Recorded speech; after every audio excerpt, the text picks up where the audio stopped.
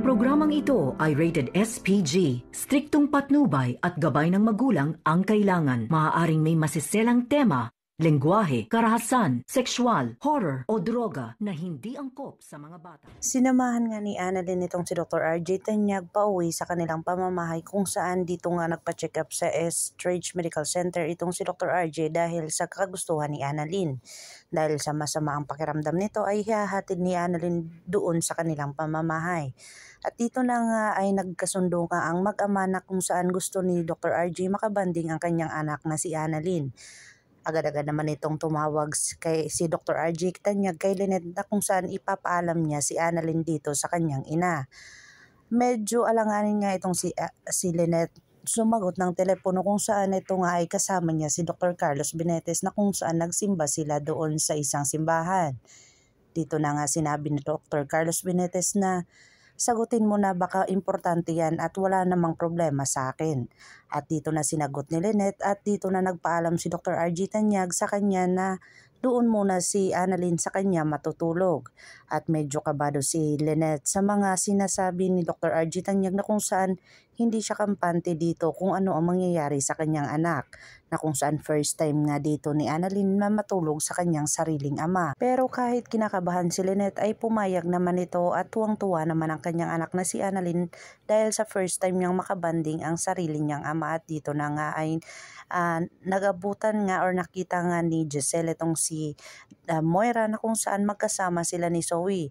Dito na nga ay nakapatawag si Giselle kay Lynette kung saan sinabi ni Lynette ang katotohanan dito kay Giselle kung ano ang nangyari kay Moira at saka kay Dr. RJ Tanyag. Dito na nga galit ng galit si Giselle sa mga naririnig niya at balita dito kay Moira na si Moira talaga ang dahilan kung bakit na-aksidente si Dr. RJ Tanyag. Dahil sa galit ni Giselle ay nilapitan niya ito agad at kinausap niya si Moira at bigla niya itong nilublob doon sa cake. Dito na nga naalarma si Zoe dahil sa gusto niyang pigilan si Giselle sa kanyang mga ginagawa dito sa kanyang ina pero wala na siyang magawa ay nalublob na ni Giselle. Agad-agad naman itong sinabi ni Giselle kay Zoe na kinakampihan mo pa talaga ang sarili mong ina na kung saan siya mismo ay gumawa ng masama sa kanyang ama na kaya niyang patayin ang sarili mong ama.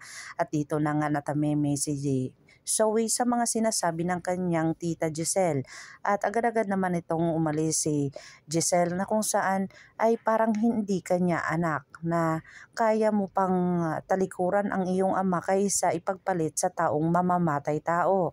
Dito na nga napahiya si Moira at agad-agad namang bumalik doon sa hotel kung saan sila naka-check-in. Dito na nga ay nag-usap ang mag-ina na kung saan hindi na sila magpapaapi dahil sa nagiging palaboy itong si Moira ay talagang lumakas ang loob niyang gumanti sa kanila ni Lynette at saka ni Annalyn na kung saan dito na nga ay palaging nanganganib na ang kanilang buhay. Dito na nga sinabi ni Moira na hindi na talaga siya magpapaapi dito kay Lynette at saka kay Giselle at kung sino pa ang mang-aapi sa kanila. At sinabi naman ni Zoe na oo nga at kung saan lalaban tayo hanggang sa dulo. Kaya dito na nga napauwi si Zoe nang dahil lang sa nalaman niya kay Dr. Carlos Benetes na andun pala si Annalyn. Agad-agad naman siyang umuwi at dito na nga niya nasalubong si Annalyn na suot-suot ang kanyang damit. Sinabi niya dito kay Annalyn na talagang napakapakialamera mo at wala ka na talagang hiya na kung saan damit ko pa ang sinuot mo. Buti na lang ka mo na naabutan ni Dr. RJ Tanyag na sinasabunutan niya na si Annalyn dahil sa pakialamera daw ito.